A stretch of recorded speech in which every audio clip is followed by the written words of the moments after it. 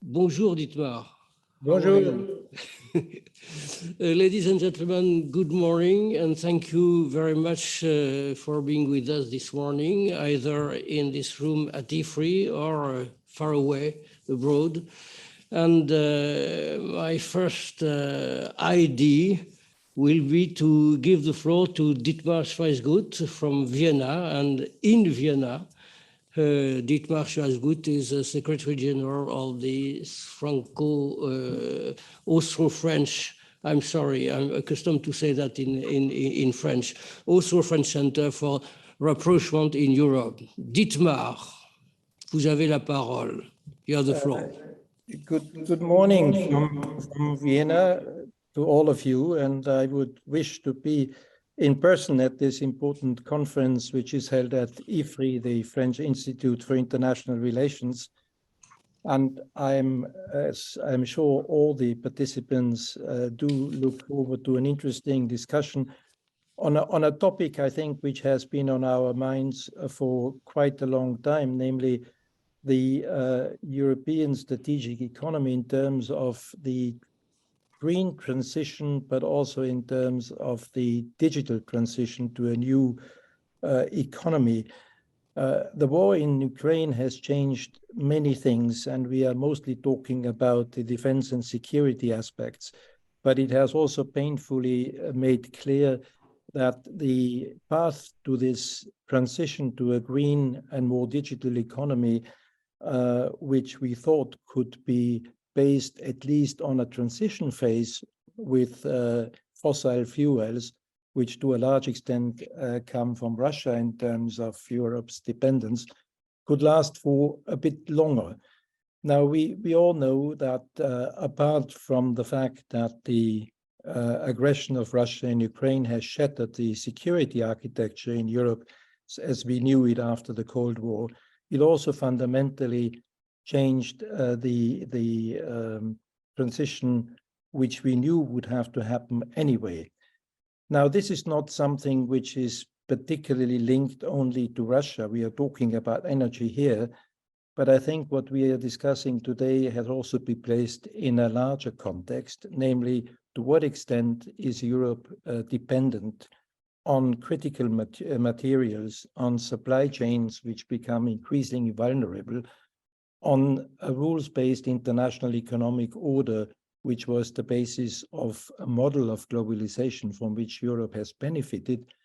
To what extent has the war in Ukraine also accentuated the American-Chinese rivalry, which increasingly is playing out in the field of technology with a huge impact on Europe? All this, I think, have to lead to a rethink of industrial and technological policy in Europe. They also have to be reconciled with differing views on competition policy, on the division of labor and competences between the European Union and its member states. And I think we are talking here about crucial aspects for the future of Europe. And that is, I think, much more at the core of what we think usually when we talk about European strategic autonomy than the mere defense and security aspects, which I think have changed anyway with the war in Ukraine and have shifted, at least for the time being, to NATO. Thank you very much, Dominique. You are also the president of the Centre Franco-Autrichien pour Rapprochement in Europe. I thank you for organizing this at IFRI, and I'm looking forward to an interesting discussion. Thank you. Thank you very much, Dietmar, for this opening. Mesdames et messieurs, you know that European strategic autonomy is a beloved concept in France. It has been firstly defined mainly in the diplomatic and defense and security field, but it has received now a more broader definition in our strategic context. As Dietmar has mentioned, the strategic context is defined by several factors, mainly, of course, climate change, US-China, you mentioned US-China rivalry, global technological race, and of course, last but not least, the situation created by war in Ukraine. This war has showed clearly our dependencies, our vulnerabilities, and maybe threatened already the agenda or the beginning of an agenda for strategic autonomy, which have been developed mainly as an inheritance of the COVID crisis.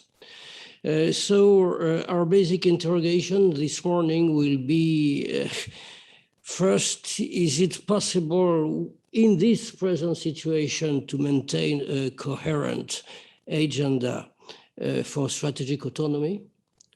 Will this agenda be compatible with this green transition you mentioned, Dietmar, and with which means and partners? So this is a big program for the presentations, your questions, and all the discussion. I thank Mario Olsner, who is the director of the Vienna Institute for International Economic Studies and who is, by the way, co-organizer with our center and IFRI of this session to be here. I thank Alice Panier, who is the head of the IFRI program, Geopolitics of Technologies. And I have, unfortunately, to mention that Desiree Ruckert, who was the third man, I should say, this morning, has been forbidden to participate to this session for a very private and important reason. So we wish her a recovery and to her son a rapid recovery. So my introduction is over. I hope it was enough short. And I'll give the floor first to Alice Panier and then to Mario. Alice, you have the floor. Merci encore. Merci, Dominique. Bonjour, good morning to everyone. So I was asked it's a huge topic that we're dealing with today. It has many ramifications, many aspects to it. And I was asked to tackle three questions, which already in themselves are pretty big, which is the effects of the war in Ukraine on Europe's search for technological sovereignty, the critical vulnerabilities that the EU is facing, especially and including the supply of material for high technology development. And finally, what strategies should be implemented to limit the growth of new vulnerabilities? So three big topics. I'm going to try to not be too long.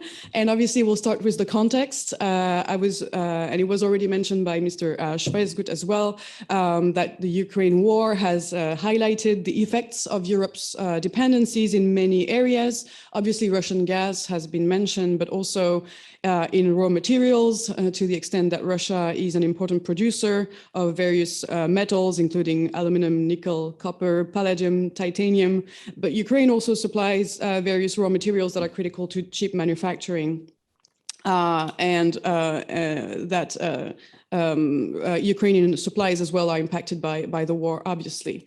But also other dependencies in things like software. We see that the role of private software companies like Microsoft are playing a significant part in helping Ukraine in its cyber defense. On the other hand, Russian software suppliers such as Kaspersky have been sort of either forbidden or avoided as a result of the war. We also see Europe's dependencies on, obviously, Russian space launchers and space rockets, and also Europe's dependencies in terms of satellite connectivity, as we've seen the role of Starlink in Ukraine. At the same time, the sanctions against Russia have reinforced certain links, bilateral links, and at the same time led to greater separation of technology ecosystems. We've seen greater Russian dependencies on China on the one hand, and greater European dependencies on the US in energy and space, because indeed the dependency on Russian space launchers has been sort of replaced temporarily, at least by a dependency on US space launchers. And in energy as well, Russian gas has been somehow substituted by American provisions. At the same time, we see this move towards diversification towards other partners for supplies, including of raw materials, that Russia and Ukraine either are less providing or no longer providing. So we see companies activating alternative providers, but we also see governments politicizing the question of who supplies what. So I would say the Ukraine war has not led to greater European autonomy, but at the same time has reinforced the case for it, and especially the case for the green transition and digital sovereignty as two tools that would contribute to greater resiliency and less dependency of Europe on foreign suppliers. But at the same time, I think that other elements of the context matter just as much as the war in Ukraine to explain current attempts for European sovereignty, medium-term concerns about the new dependencies that will come with the green transition and the digital transition, which is a little bit paradoxical considering what I just said about how it will both enhance Europe's resiliency and autonomy, but at the same time create new dependencies. And I'll obviously elaborate on that. And in the short term, responding to the US and Chinese policies and their relationship. Because since a year ago, there's been other developments, obviously, with regards to Taiwan, export controls, the US IRA, etc. So this context being set, second question is, what are the critical vulnerabilities that the EU faces in its search for technological sovereignty, including materials?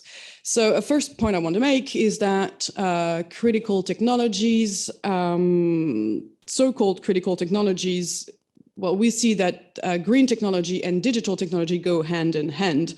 First, because they both appear in the lists of the EU's critical technologies, which includes AI, robotics, semiconductors, cybersecurity, aerospace, defense, energy storage, quantum and nuclear technologies, as well as nanotechnologies and biotechnologies. So we see that they're considered to be critical in themselves, whether they are digital or green technologies, but also specifically digital technologies are enablers of other technologies. They are enablers of green technologies. So actually the EU has come up with this list of KETs, which in US means key emerging technologies, but in EU parlance means key enabling technologies. And these key enabling technologies are things like advanced manufacturing, AI, nanotechnologies, connectivity technologies.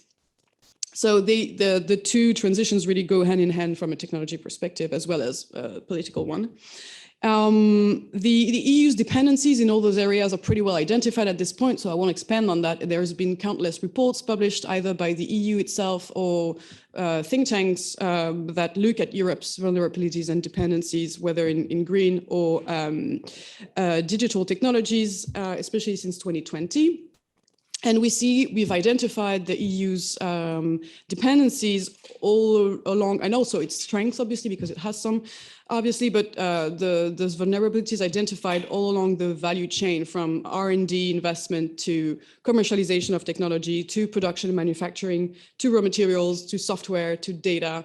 We know already those dependencies. So I'm just going to zoom in quickly on critical materials, even though that's not something I'm particularly specialized in. I would actually recommend to check the work of my colleagues in the energy team here, as well as in the Asia Center, who have produced work on those critical materials in particular.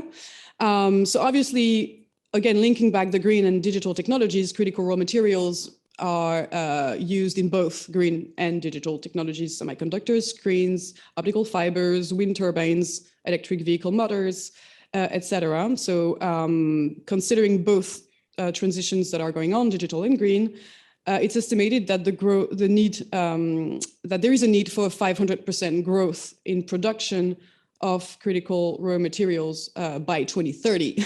So that's less than a decade estimated need for 500% growth.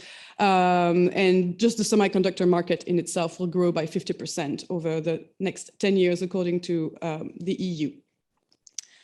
So vulnerabilities when it comes to critical raw materials are of two kinds. The first is the concentration of production, and the second one is different types of political barriers to access.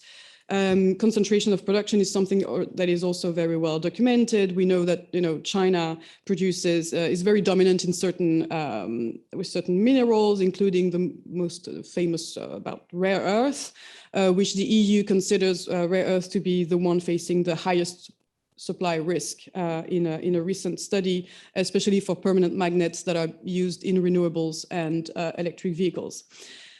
And among the G7 countries, only Canada and the US produce more than 10% of given critical raw materials, including rare earths. All the other producers are non-G7 countries, and especially China for rare earth elements.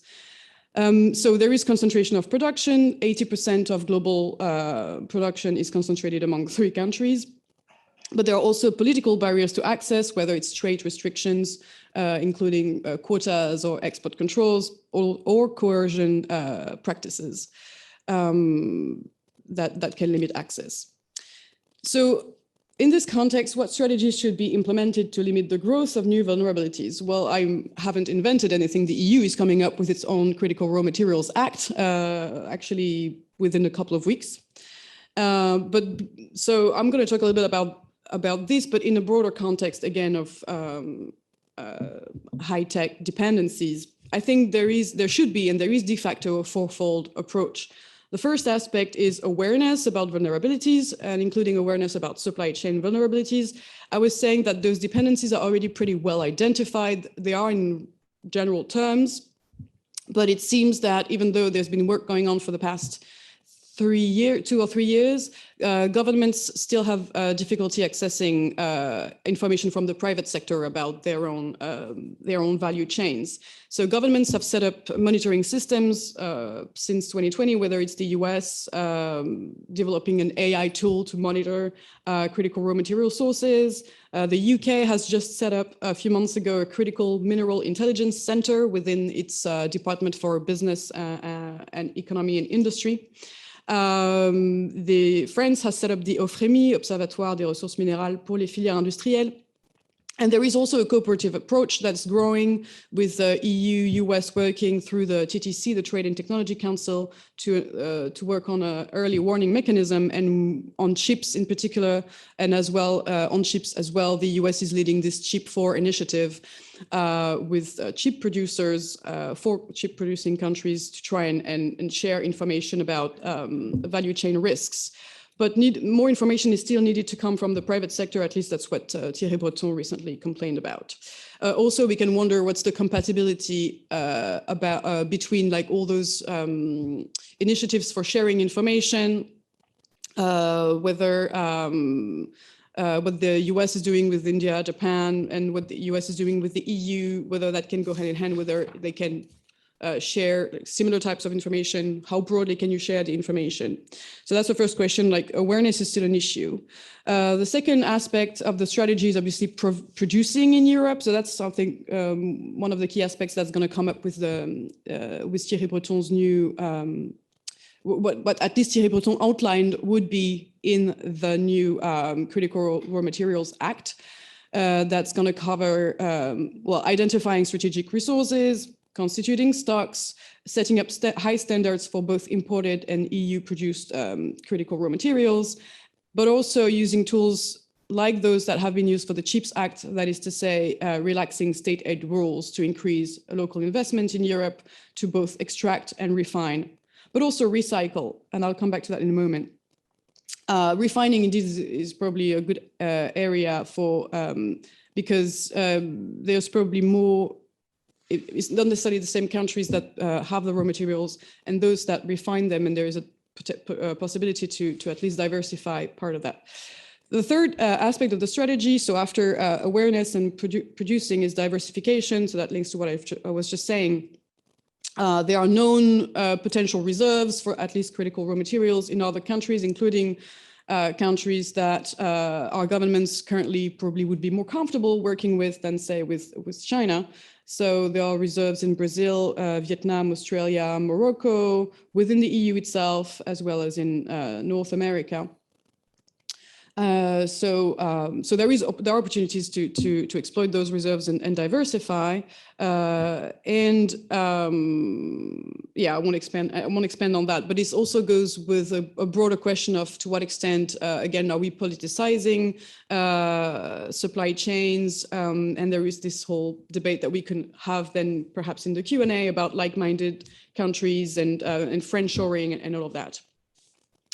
And I think that's something that the other speaker will address a bit more. And finally, fourth element of the strategy is thinking in long term. So I think we just started today talking about Ukraine. So obviously we're very much in like short-term considerations and like short-term lessons. But there is a necessity, and de facto that's already the case, that all those dependencies are being addressed with a long-term mindset. Even if we consider semiconductors, there was this crisis starting in 2020 with COVID, supply crisis, and what the EU came up with, the CHIPS Act, was how to build the long-term industrial strategy for the EU in chips, including leading edge chips that the EU currently does not produce and will probably only be able to produce within 10 years. And with huge investment in R&D, innovation, etc. So we're already de facto in this long-term strategy. The focus as well is on low energy consumption chips for quantum computers. So we're really very much focused on leading edge and innovative approaches. And in the same fashion, I think for critical raw materials, it's going to be about investing in research and innovation for recycling of materials, which is currently difficult, expensive, and energy consuming. And we see that the EU, the UK, the US have launched calls for funding research and innovation in recycling critical raw materials, and also obviously researching new materials and innovations in materials themselves. So it's easy to just consider short-term, if you like, compensations for those risks or supply chain crisis. But we can't think without this long-term approach. I think that's the first way to think, but then that requires a little bit of patience. But what I find interesting, for example, is in certain emerging technologies like quantum, we see that the EU and the actors of the quantum ecosystem in Europe are already thinking about the potential supply chain risks that will come with those technologies and identifying from very early on what is the types of materials and components that are needed to develop those technologies and how to make sure that the EU has non-dependency, to use the DG Defis language, non-dependency along the value chain for those emerging technologies. So I'll stop here. Thank you for listening. I look forward to the discussion. Merci beaucoup, Alice. Thank you very much. And I give immediately the floor to Mario. Thanks a lot. Thanks a lot for the invitation. I would maybe just start with a few studies that we have been conducting more recently and then observations made these days. We have published together with the Bertelsmann Stiftung a study called Keeping Friends Closer, and we have launched it at the Munich Security Conference recently. The idea is to look at what are the geoeconomic interdependencies in the EU neighborhood. So we are speaking about the southern neighborhood in North Africa and Middle East. We are speaking about the Western Balkans and Turkey, those who are already in a system of application to become members of the Union in one way or another. And the eastern neighborhood, so Belarus, Ukraine, Moldova on the one hand, and on the other hand, the Southern Caucasus republics. And we have been going through a number of indicators, and we also looked at, well, what is in a way the influence of the EU, but also what is the influence of peers and rivals, so US, China, Russia. And we went through different chapters, trade, for instance. Here, I would say the EU is really the only game in town in almost all of these neighboring countries. There are a few exceptions.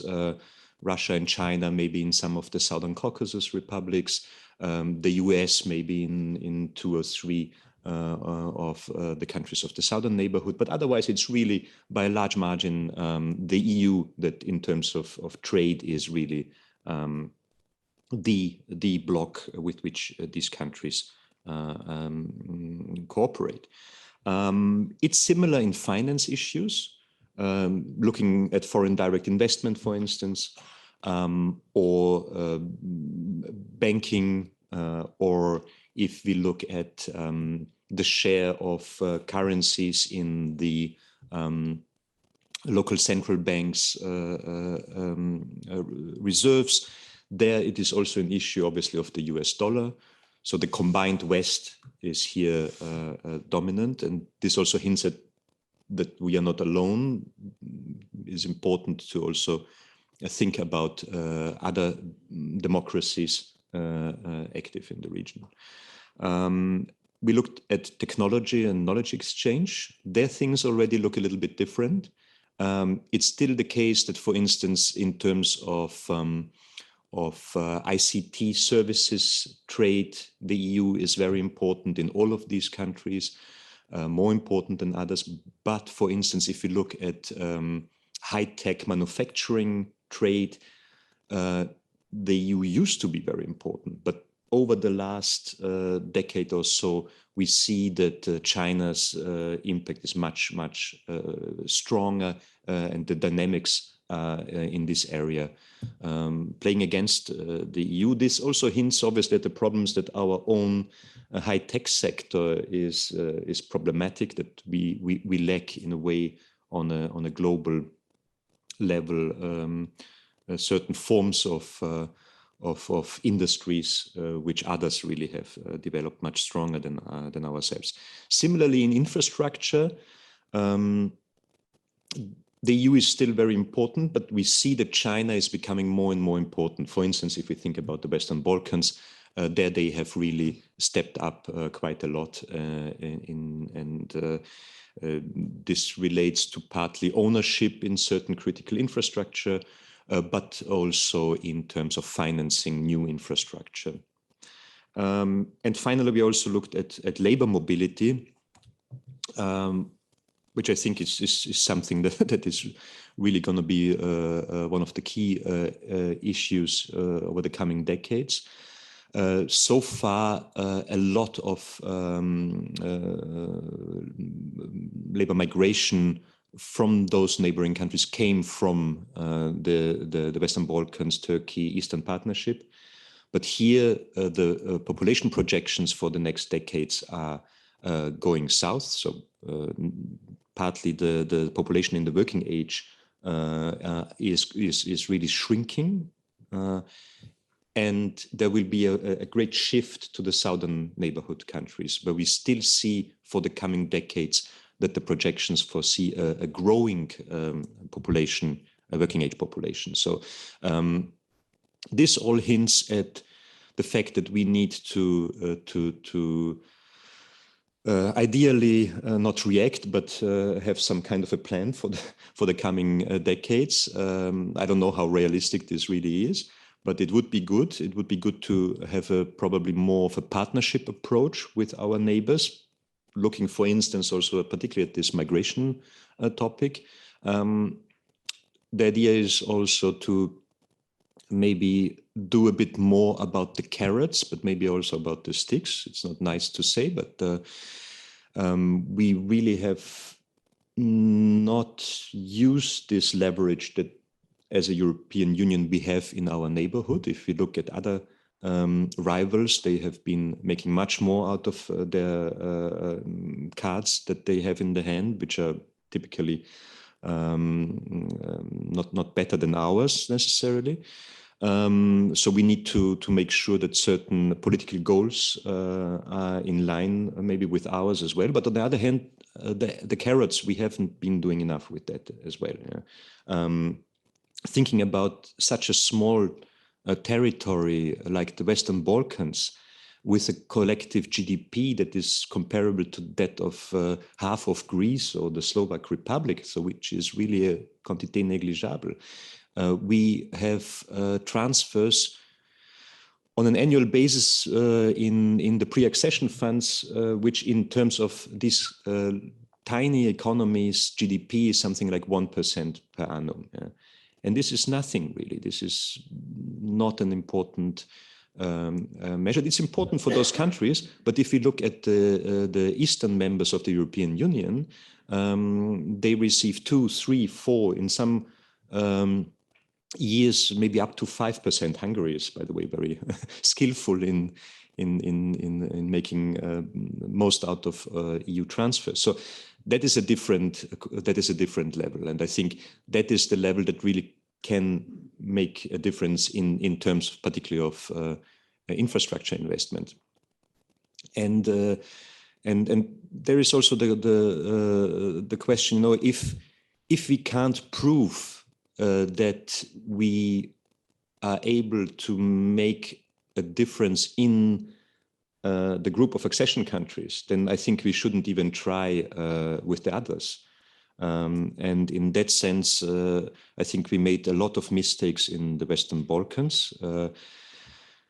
There is basically no progress for decades. Some countries really are, North Macedonia is now for 20 years in the waiting room, and it's not their fault. It's to a large extent our fault. And these people are not really expecting anything anymore from the Union. I think we must make a change in our policies. And Serbia is really the key country in the Western Balkans. It's also the country where we see that, for instance, Russian and Chinese influence in Europe is strong. Russia in the energy sector, China in the infrastructure sector, and they are able to also connect this with political issues. Serbia is the prime partner of China in Europe. They have had joint police special forces exercises. What is coming next? Do we want to wait for any further steps in this direction, or do we want to make really a substantial offer to the region that is, however, also connected with a certain political alignment to our own goals? So I think these are some of the issues raised in this study. And that brings us also to the question of how do we cooperate with like-minded democracies in the world to achieve our own goals? And I think we can do it better. I've been involved in a series of studies for the EU delegation in Tokyo. There is a European, an EU-Japan strategic partnership agreement. It's time to bring life into these things, to be active. So the first step was to identify possible projects that EU and Japan could cooperate on in, for instance, these regions, but also further in Central Asia, in the Indo-Pacific, which obviously for China, for Japan is more of an interest. And here China is always the elephant in the room, obviously, with the Belt and Road Initiative. The EU has now the Global Gateway Initiative. There are similar initiatives that Japan also have. Again, I think not enough money, not enough fresh money, but joining forces with others could be one way to go forward. And we identified a number of common projects where at least a parallel financing could be maybe arranged. But also talking to our Japanese colleagues and people there, also from the administration and so on, it became clear that they are still hesitant a little bit. They don't really understand, I think, what we as a European Union are. We probably often don't understand it ourselves. It will be necessary to, I think, communicate much better with our partners. I think, for instance, the EU delegation in Tokyo would need much more staff to really be in constant talks with their counterparts in the national administrations. Obviously, having a supranational identity on the one side and a national one on the other side, that is a problem, not only within Europe but also with our partners in the world. This leads me to our prime partner, the US. I've been yesterday and the day before yesterday in Brussels at the CEPS Ideas Forum, talking to people from the Commission, from think tankers, from academia, businesses, journalists, and that was the main topic. Basically, the US is stepping up with the IRA. I don't know who came up with that abbreviation anyway. The Inflation Reduction Act, where they have a clear aim based on the possibilities that the US administration has, and that is basically tax breaks, connected with the need to source from the US, respectively North America, when it comes to green, clean technology investments and production in the US. And what would be the EU answer to that? On the one hand, I think we have to be happy that there is finally a US administration that sees also not only the digital transition, but also the green transition as something important. But on the other hand, obviously, there is the question, well, if there is a Buy American clause in the US policy of, let's say, green industrial policy, well, what will we do? Alice mentioned there is the Raw Materials Act being prepared. There was a suggestion by the Commission about what would be the answer, EU's answer to the US IRA. I think there have been several good ideas. The Solidarity Fund, which I think is very important, but the question is how realistic is that? That could help to finance actually green industrial policy in the EU, because the idea to go also via tax breaks is problematic. I think this is acknowledged. It is on the table as well, but it is clear that that is a problem, because that will mean that basically only Germany and France will be really able to even more centralize industrial policy on this continent. And if we would have a separate fund which would try to also spread new industry in particularly green technology all across the Union, I think that would be something that would help to make this whole endeavor of twin transition also more sustainable in a democratic way. Because generally we see, I think already since the global financial crisis, that there is an ongoing shift basically a paradigm shift going on, particularly younger generations of researchers, of policymakers everywhere, in international organizations, in the Commission, in academia, with their experiences, question the hegemony of the idea of efficiency that was so far for the last decades the guiding principle in all our particularly single market industrial policy or non-industrial policy, and acknowledging that there is a trade-off between efficiency and security. I think security in the broadest possible way we could define it. Obviously, it's all the way to military security, energy security, which is very much related, but it goes on to, I think, social security. I think the social pillar is an important development in the Union, and I think that is also something we might want to export to our partners in the world. And many other issues of security, I would call it also some sort of populism security should be here an issue. And in this respect, I would kind of remind ourselves that the time when the UK was part of the single market, in general, the UK was a very dynamic economy. It indeed created, being part of this big market, a very high-skilled labor force. There was employment growth in high-skill stratas of the British economy. However, given that Britain itself is not a welfare state compared to the continental European welfare states, these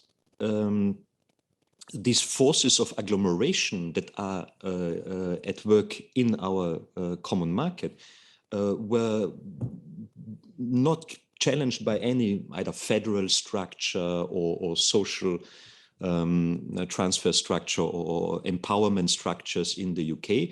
And hence all these great new jobs were created in London and Southern England. Yeah?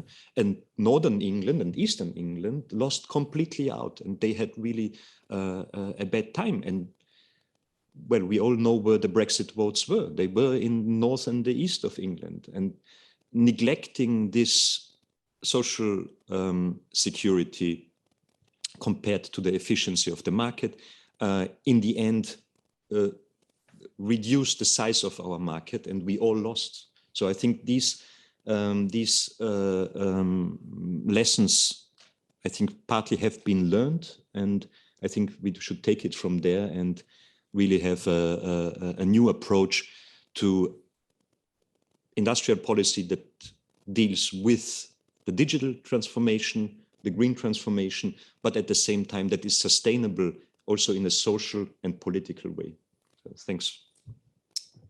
Thank you very much, Mario. Now it's time, ladies and gentlemen, for our discussion. You have the possibility to ask the question to our speakers. I will open the discussion, but only with two political questions. I led the economic and technical question to room.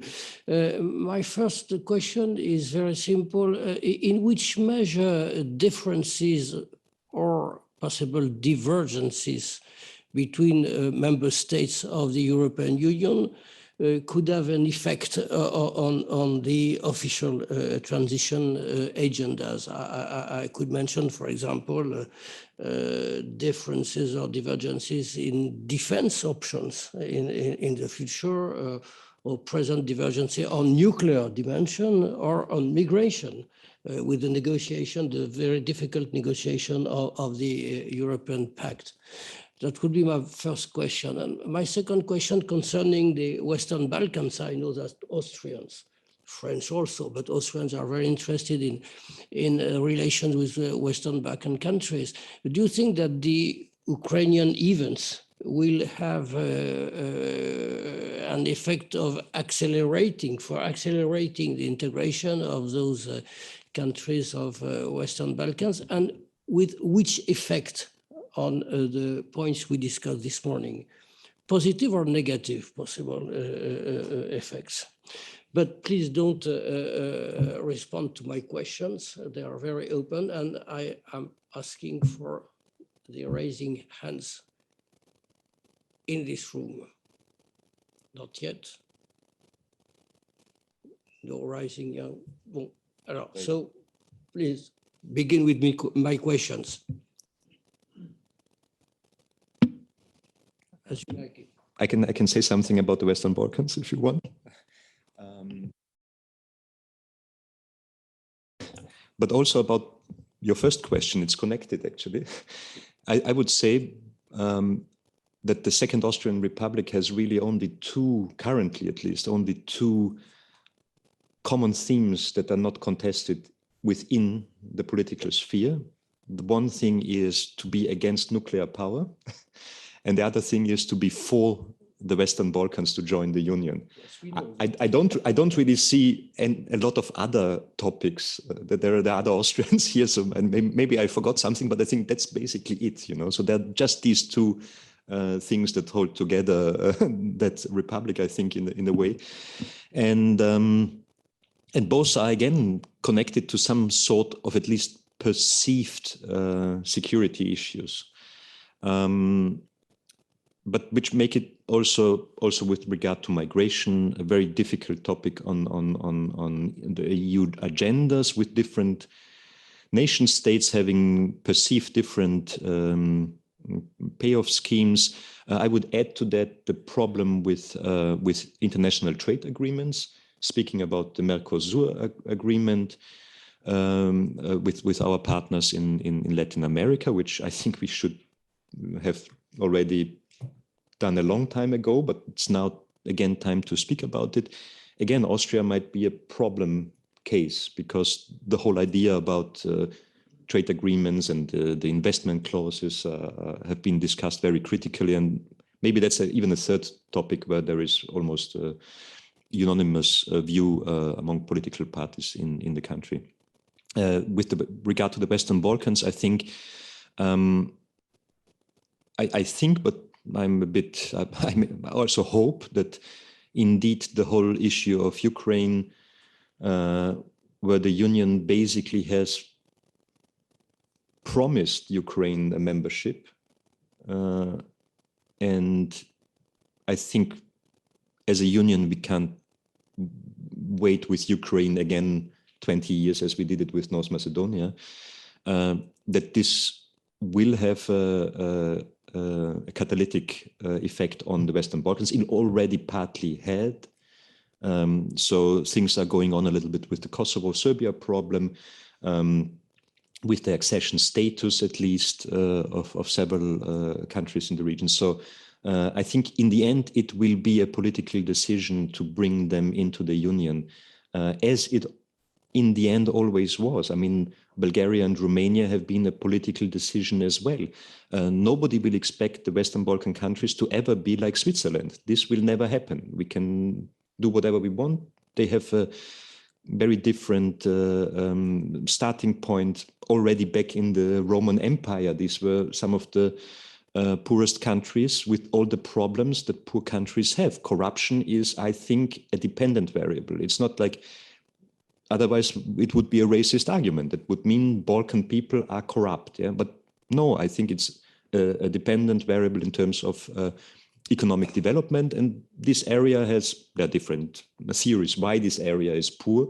One is that there are mountains that directly go into the sea, and harbors at the sea don't have a good connection to agricultural areas in the back. So, I mean, whatever it is, this is in the center of Europe. We have to deal with it. And I think it's for us and for them better if we have them in the Union. And the idea that we reform the Union before any further accession, I'm sorry, but that is a French problem now. That is not correct, as Hedda Grabe mentioned yesterday in Brussels at this forum. The Union always had a reform of the Union after enlargements and not before. It's just not the way the Union works. So arguing that first the Union needs deepening and then enlargement is basically saying we don't want additional countries to join the Union. But my question was, if this enlargement occurs, in fact, will it be positive, and that in which time for the questions we are discussing this morning? Well, enlargement is a political decision, okay, but after, what possibility will we have to go in this direction of a common agenda with so many members? This is the real question, and so many so different members, because you mentioned that Western Balkan countries were very different in economic level and political unity, etc. Well, I mean, we have experience. I don't think really from, I mean, I'm not a game theorist, but whether you have 27 members or 37 members, I don't know whether that really makes a huge difference. You will always have one or two members, like it used to be the UK, maybe Denmark here, maybe this and that country. It depends on in which time. There are different governments that will probably have some kind of a special deal. But in the end, it always boils down to whether France and Germany really can work together well and find a solution where the majority of the countries can follow that. I think that's and then there we have seen problems more recently, or actually for quite a while already. Maybe more recently, actually things change a little bit in a better direction, with Germany also getting up from a very long dream, maybe, and then becoming more pragmatic.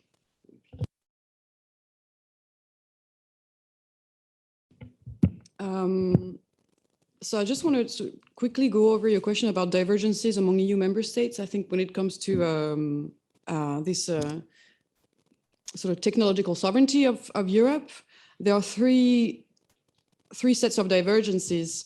One is some EU member states, it's a matter of economic policy and political orientation about liberalism, or the role of the state in the economy. We see that Nordic countries are most of the time are happier with the free market, including if that means,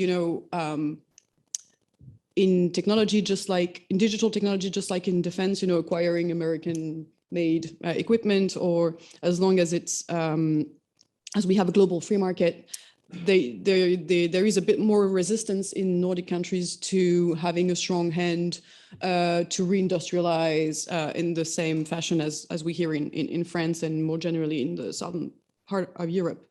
So they're usually Nordic partners are also a bit less comfortable with the concepts of sovereignty and strategic autonomy, including in the digital and technology, and not only in the military domain. Another set of divergences, I think, come from the fact that, just like in defense as well, we have different national economies, obviously, where the technology sector is more or less developed, and we have countries in, I guess, in the south and east of Europe, mostly, where high technology, digital technology is a smaller part of GDP than in Western or north of Europe. And the third element, and that relates a little bit to my first point, is about what to do vis-a-vis the US. And so in response to the American Inflation Reduction Act, some EU member states are not necessarily super comfortable with coming up with a strong response against the US in the context, especially of the Ukraine war, where the US is providing so much support. So I think all of that is to be taken into account when considering why it is difficult to get all the EU member states on the same page for this technological sovereignty agenda. But I also wanted to react to something Mario said about the EU's external partnerships, and does the EU have a strategy, and what do our partners want from us, and what do they read from the EU's strategy or lack thereof. I think it's fair to say that the EU does not seem to have an foreign technology policy, the same way as the US has one that is quite forceful in pushing. China definitely has one.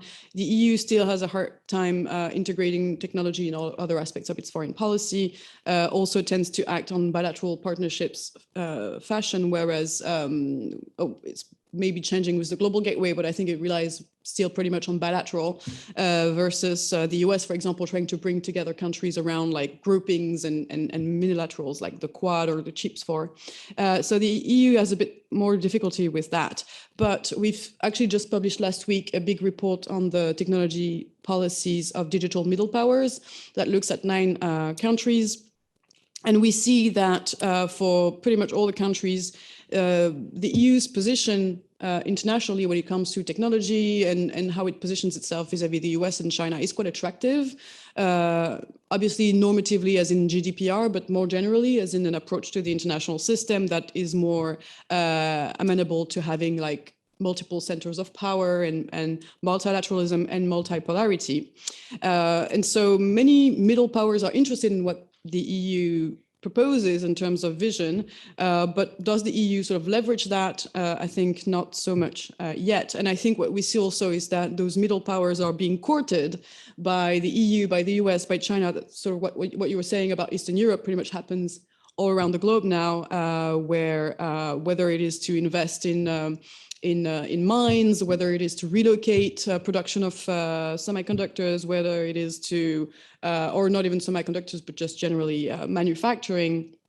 So big powers are courting those middle powers, and middle powers also are doing things with one another. So so the EU is definitely not the only player there. And also what we see is that those middle powers don't necessarily just want to, say, manufacture things that are designed in the Western countries or to mine materials for Western technologies, but also want to develop their own ecosystems. And so the question of how much complementarity, so how much leverage does the EU have, and how much complementarity do we have in the partnerships that we can build, or are we moving more towards like multiple duplications of for example, semiconductor value chains, as everyone is sort of investing in those. So these are sort of open questions, but there is definitely something to be still considered and probably articulated about the EU's external partnerships when it comes to technologies. Thank you, Alice. Dietmar, do you have any comments? Thank you very much, Dominic. I was very much interested by the comments of Alice, especially sort of linking her first and second interventions. On the first, where she talked also about the difficulty distinguishing between the short term and the long term, and what it would imply in terms of investment, raises a bit the question if the European Union or Europe as such is really ready and willing to put the money and the energy behind all that.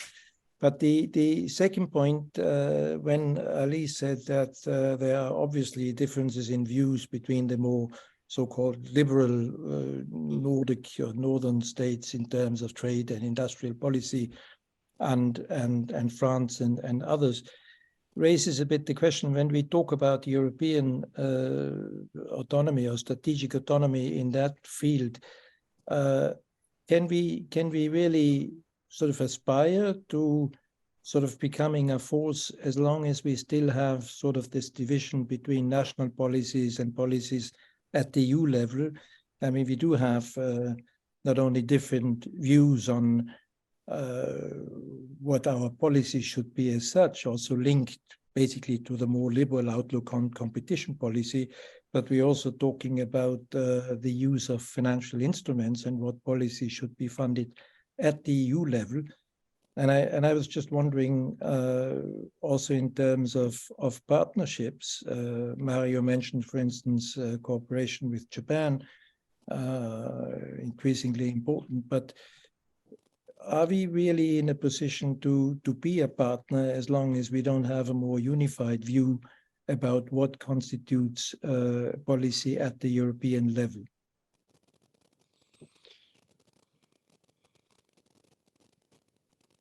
Well, that's the precondition. But I mean, the Commission is preparing now these suggestions how to move forward. Whether that will be accepted or not is something that the next few months will basically show. I mean, also maybe reacting to Alice's points about also the critical raw materials and so on. I mean, this in talking to people from the mining sector, in principle, most of these materials would be even available on European soil. But I mean, there is just probably no realistic way to really do all the mining. There are protected areas. The guy from the mining business said that in order to get all the paperwork done for a new mine, it takes between 7 and 10 years. I mean, this is nothing, this is almost prohibitive. That is maybe something with the Critical Raw Materials Act might help a little bit, but that's still in the end a national decision also.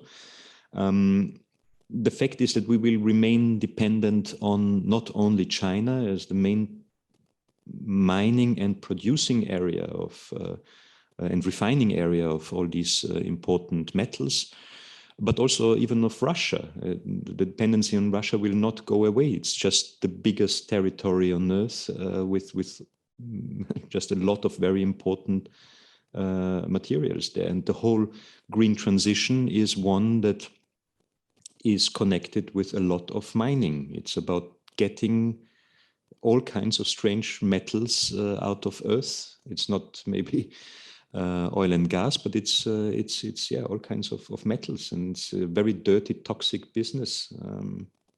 And we have to be aware of that. Also, if we really think that in no time we will shift from combustion engine vehicles to e-vehicles, I think we should really rethink this and think maybe a hybrid solution and for a longer transition period might be a better way to go. And so, I mean, this policies, once we start at one point, we diffuse in all kinds of technological, strategic, economic areas. It represents the complexity of this whole thing. And then with national governments meddling into the whole game, it doesn't become easier. But I think still that there is now an understanding also among politicians as well as in the Commission to do something, that it is, we should have been doing something a long time ago, but let's do something now.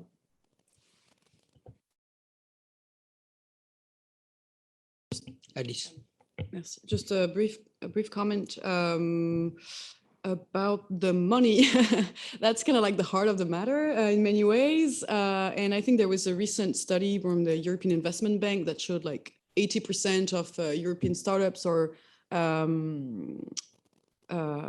unicorns. I can't remember if they were smaller or big already, but the 80% end up being acquired by foreign capital, and I'm talking European startups. So obviously that starts there, because it starts with having European companies in given countries doing things, because we were mentioning mining. I don't know if rare earth mining in Sweden will develop after the recent find, but there are many stumbling blocks. But what I do think is that once you have a certain sector of activity within your country, then you want to make it thrive.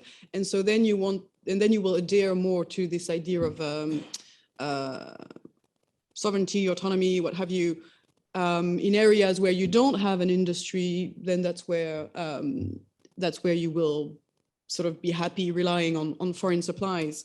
But that's like a very general idea. But I think also what I want to say is about dependencies on China and Russia. I kind of agree with you. I definitely don't think that there's going to be a full-on decoupling or divesting, not at all.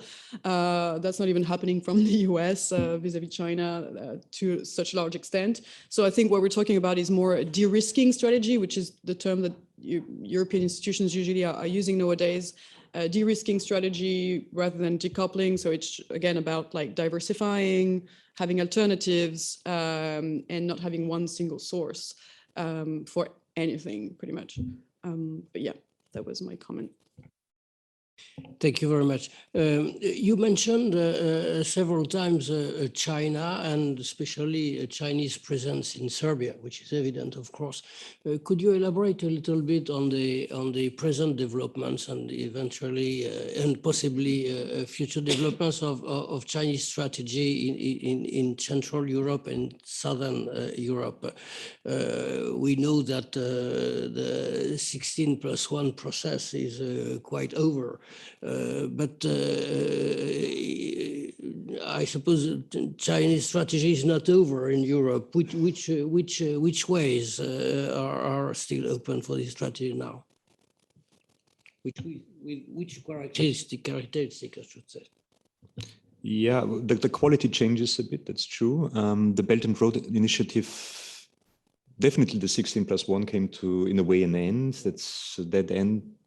Seems the Belt and Road Initiative lost a little bit of momentum, but we see, and that was loans for Chinese companies and Chinese workers, Chinese construction material being used to build a highway here, a rail connection there, and so on.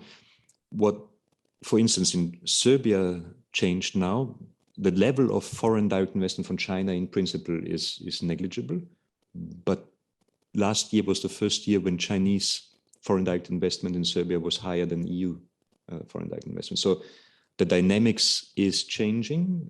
They enter, for instance, this market with firms and acquire capital ownership. So before it was just a credit, a loan for construction work that had to be paid back. And now it's, in a way, a stronger commitment. There is capital located in that country. And so that might be a first sign of a general shift in Chinese activities.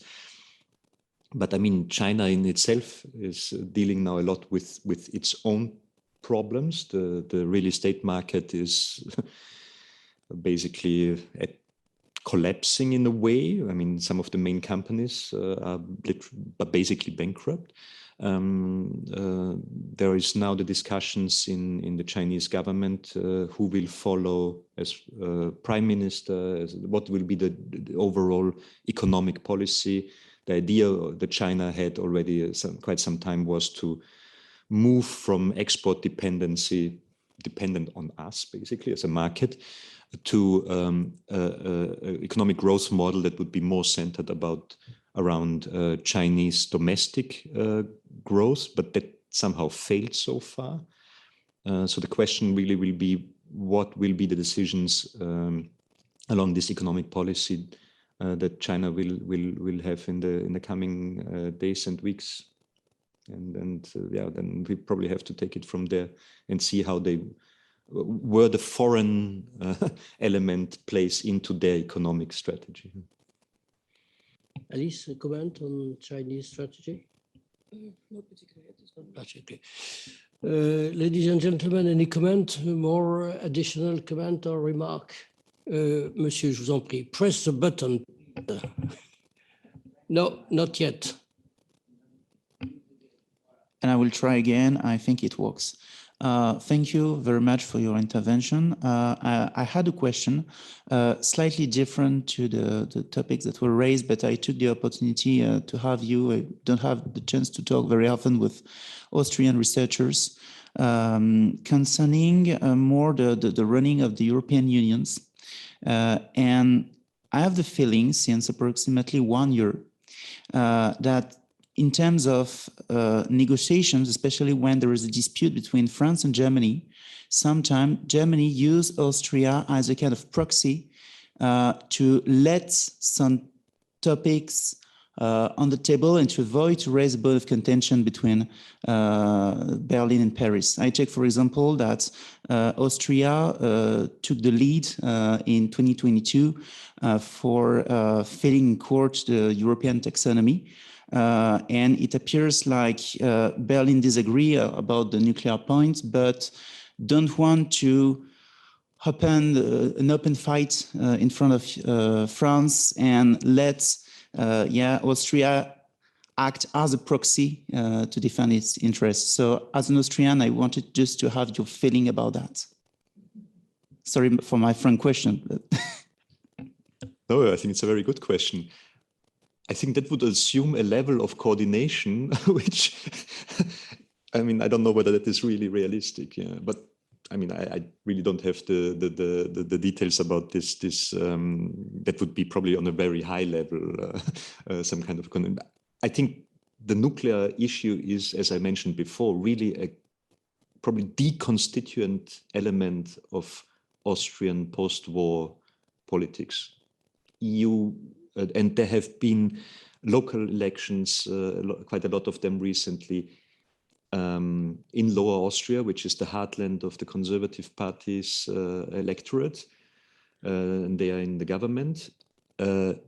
If you would come up with something like nuclear is great, and that would be a complete change of all fundamental policies. And people in the border regions to Slovakia and Czech Republic, where actually the Slovak and Czech nuclear power plants are, which are considered not to be an extremely safe option of energy generation in Austria, because Austria has a tradition of having an extremely high share of hydropower, because it is in the Alps and there is a lot of water and so on.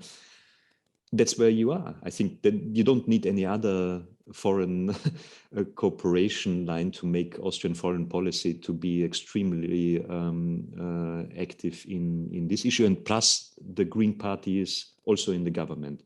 If the Green Party would not do something against nuclear power in Austria on also a European level, then they can forget about next elections. So, I mean, I think it doesn't need any coordination with others to make this, for instance, a very important issue. And migration is maybe also one issue, but there I don't see the cooperation with Germany. There it is with the Netherlands. So I think Austria and the Netherlands are obviously also in the frugal connection regarding monetary policy. For some reason also with some of the Baltic countries in a way in this field that also parts of the German economic policy are connected with. So there are some sorts probably of coordination, but I don't think it goes extremely deep, but that's just from outside view. Dietmar, just a word, Monsieur l'Ambassadeur. No, I would tend to fully agree with Mario when it comes to the nuclear policy. There is no need for any policy coordination. It's really a domestic issue. The other thing is, of course, that in view of the economic integration with the German economy, I would say there has been a period in the past where coordination, especially on economic and fiscal policy, was rather close. But I think that's no longer the case to the same extent in the last years for the reasons Mario has enumerated. So my hope would therefore be also that maybe France could discover Austria a bit more as an independent partner in some policy areas, except maybe in the nuclear field where cooperation will tend to be rather limited. We'll do that. Madame, je vous en prie. Merci. Hello, thank you very much for your comments. Stephanie Butzmanik from the Robert Schuman Foundation. I just wanted to react very quickly on what you said as an Austrian researcher as well. I would say the nuclear question is actually in the Austrian political identity. I would go as far as to say that. But then I was wondering how we can create this real energy union in a union where we have such diverging opinions on this very critical issue of nuclear energy, where France is very much counting on its nuclear reactors for the energy transition, for our energy independence also.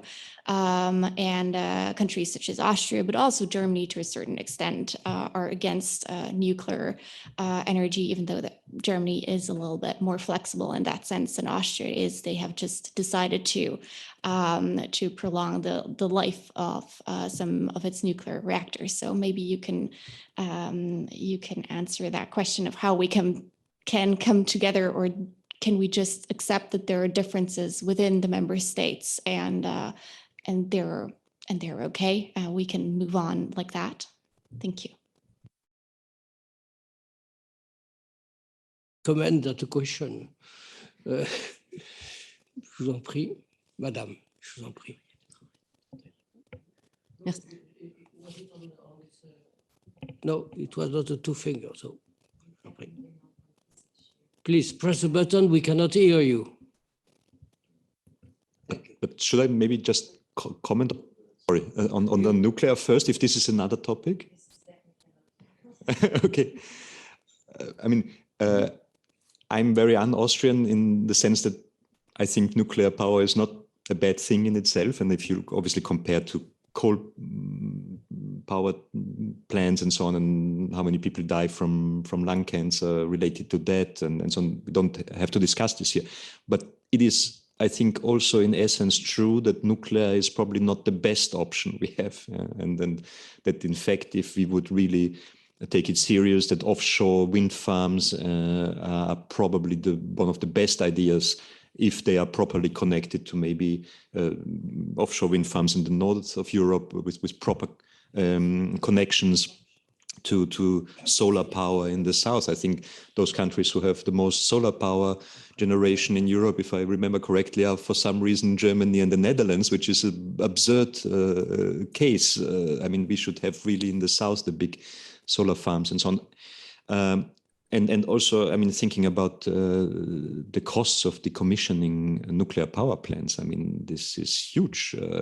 I think France is too much relying on this one source, which in the end must be also a dead end of energy policy.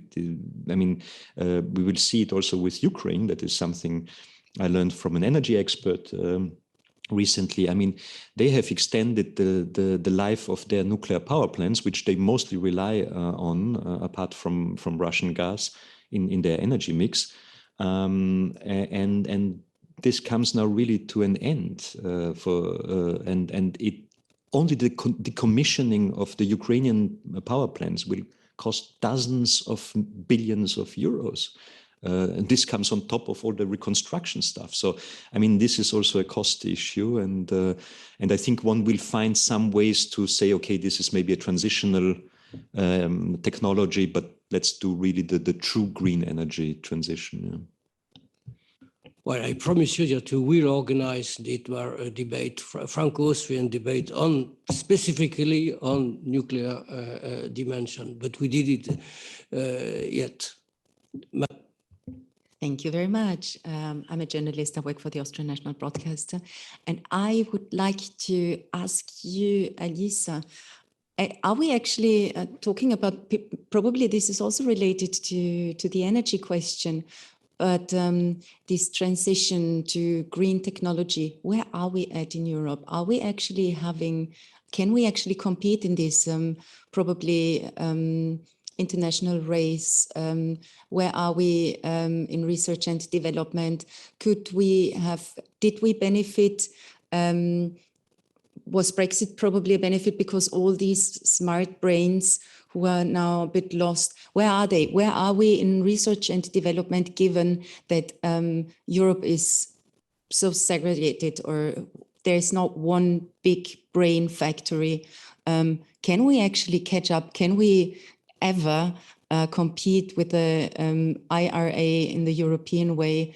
Do we have the brains in Europe, or are they kind of everywhere and there's no strategy behind bundling them? Can we actually compete? Thank you. If you allow me, I'll take the remark of Maria Pata from IFRI, and then you will have the end with your concluding remarks. Maria. No. I actually had a question relating to global gateways and to come back also to the Balkans and how to make that meet also with the environmental question, and which obviously also relates to the enlargement. Yes, I mean, is this actually an empty shell for you, global gateways? Is this something, it was launched in September 2021, but there seems to be, there seems to be no advancement on that. And I know that Germany put forward some proposals end of last year, specifically also with regard to Serbia, with a lithium mine, but also with regard to Bosnia-Herzegovina, with a wind park. So are these things that come to fruition, or is this just theory for now? The goal was also of these global gateways to actually create ties and not dependency. So this is a clear positioning toward China, and criticism that was also directed toward China of countries in the Western Balkans that are increasingly indebted with regard to China. So I just wanted to know where this global gateway initiative stands. Thank you very much. Alice, you open. So I will give two answers, including one short and disappointing answer to you. I'm sorry, I'm not a green tech specialist. I would point you to the work of my colleagues of the Energy and Climate Center at IFRI, who work more specifically on green technology, and they will be able to fill you in about where Europe stands in terms of R&D and innovations in green tech in particular. My sense at first sight is that there's a great R&D, there's a good advancement in terms of like patent filing and the like in certain sectors, but generally we're pretty behind China in particular for EVs and solar panels and etc. So, but these are only some of the aspects of green techs. But again, sorry, I cannot be more precise than that. As for Global Gateway, I will only say something about the Nigeria case, which is one of the few cases where we've seen recently Global Gateway becoming real, as in the partnership package. I can't remember how it's framed, named, etc. But the author in the collective study on digital middle powers covers it in the Nigeria chapter.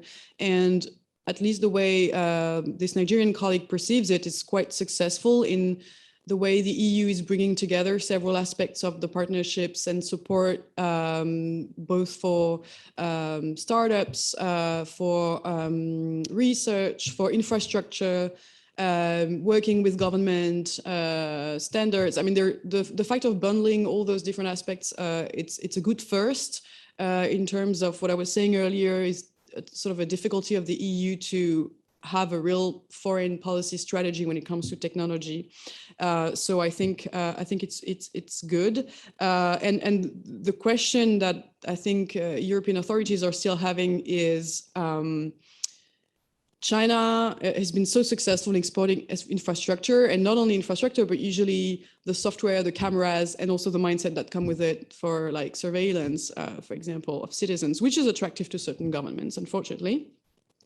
And so the EU is kind of have to ask itself, how conditional are we in our support and our aid in terms of digital? Do we want to simply counter the Chinese influence? That's it. So by exporting European technologies, or do we also try and make sure that there is also all the norms around technologies that come with it, and that we export also like a model? But I think the real answer is that it's, unfortunately, we have to change our mindset. It's not about exporting, because again, those middle powers, those recipient countries have a choice. And so they're not just passively receiving our policies. They also have leverage. They also have preferences. And so it's how do we design a development policy in technology that is not one that just tries to export in sort of a vertical fashion. And that's, I think it's really difficult to come up with sort of also promoting this bottom-up approach from partners and having a more horizontal approach, because that's what would make a difference compared to, say, for example, Chinese investment in those countries that are definitely not empowering for civil society, etc. Sorry, I took a little bit of a side answer, but yeah, I'll stop here. Mario? Yes. Well, I think the global gateway is unfortunately, or fortunately, or whatever, one of those instances where the union is trying to repackage again things. I mean, we see it in many other areas because it just doesn't have the proper financing itself. The EU budget is just 1% of our GDP, and that's not enough. We should probably step up to 10% or something like that to really have a meaningful economic policy, and then in all other fields, technology and so on. The global gateway was, I think, rather, the idea was to shift the focus a little bit on Africa. I think that was the main story about repackaging all these funds that are anyway already there and that are difficult to actually really use, and shift the focus to Africa. And I think there are a few examples. The problem is also, it just takes ages to have a project, for instance, with the involvement of the European Investment Bank. The European Investment Bank, if you speak to the people there, it is completely clear there will be no political projects with them. Each project needs a business case. Each project must be viable in itself. This is almost against the whole idea of having projects that will change reality, because it assumes that reality is the way it is and the project has to fit into that. So it's maybe, I don't know, an urban transport thing here and there, but nothing that will have the chance to basically fail. The European Investment Bank in its portfolio, and it's very sad that we don't have the colleague here whom we could grill a little bit, but the portfolio of the European Investment Bank is completely clean. There are hardly any cases where there is a problem. But why do we need a European Investment Bank where we finance only things which in principle maybe the private sector could finance as well if the business case is made perfect and everything is fine, you know. I would like to see, maybe we need a new institution, a bank that would maybe have as a target almost a certain rate of failure, because that would show that we tried also things which are at the edge, which might go wrong. And that's maybe just an indicator of the problems that we came into, that we have also a political class that just tries not to make any mistakes, just don't try something, don't try to experiment, you know. Things can go wrong. They go wrong, actually. If you do something, something will go wrong, yeah. But at least you did something, you didn't wait for things to just happen somehow. And maybe going back to also some economic history, for instance, there are colleagues who are estimating regional historical GDPs, and one colleague did it for Italy, which is an interesting case. It's in a way, I mean, the Italian state is not a very old state. It's like, it's also a very diverse country. It's almost a small European Union. And in the history of Italian regional GDP development, there is really only the 60s and 70s where the South was able to have a higher growth than the other parts of the country. And that was the period when there was really a proper industrial policy. And they made mistakes. Yes, there are some examples that were then quoted by the World Bank and everyone about the steel industry in Sicily and so on that didn't work and so on, and there was corruption and so on. But that was really the only period where the South was able to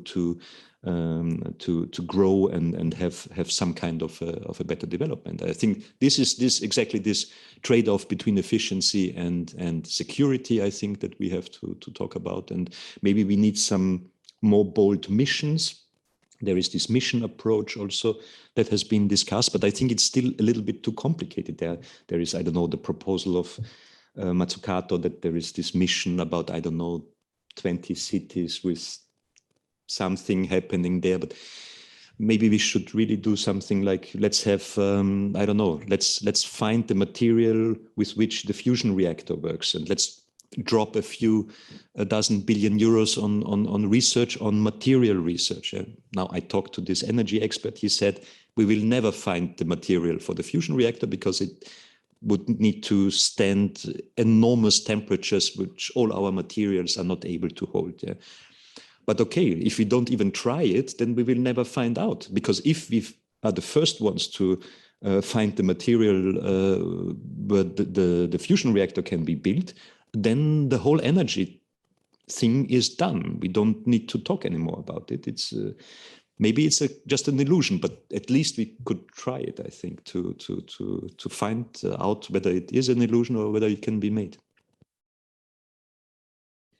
Merci Alice, merci Mario. I'm afraid our time is over. Ladies and gentlemen, thank you very much for participating in this debate. As you easily realize, it's only an opening. So I hope to see you again very soon and to hear you. For those who are in Paris, bonne journée, and for the others, have a nice day. Thank you very much.